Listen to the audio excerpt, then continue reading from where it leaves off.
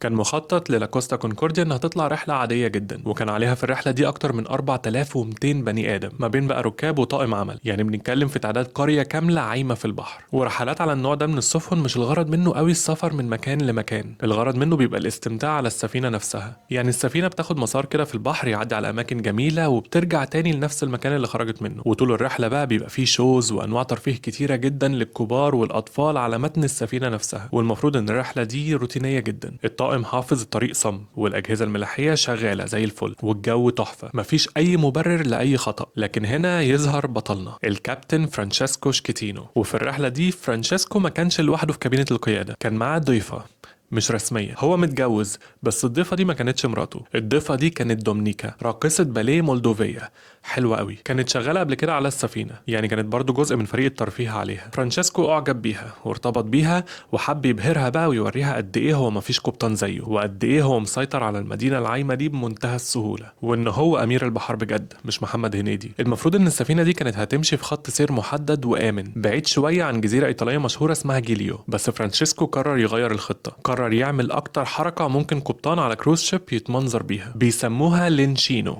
او التحية. يعني ايه التحية؟ يعني القبطان يقرب السفينة العملاقة دي من شط جزيرة جدا وينور الانوار كلها ويضرب كلاكس. المفروض كده ان هو يعني بيحيي او بيسلم على الناس اللي في الجزيرة، بس في الحقيقة سكان الجزر بيكرهوا الحركة دي جدا، خصوصا لو كانت بالليل عشان مزعجة قوي. بس هو ما كانش مهم عنده مين يتضايق، المهم كان انه يبهر دومنيكا، وكمان يبهر الركاب والسياح الاغنياء اللي على السفينة واللي على شط الجزيرة، ويقولوا ياه شوفوا القبطان جامد جدا ده. وكمان هو قال انه عشان يسلم على واحد صاحبه قبطان متقاعد كان ساكن هناك. هي من الاخر حركة روشنة يعني، بس للاسف الروشنة دي هتدفعه وهتدفع العالم كله تمن غالي قوي.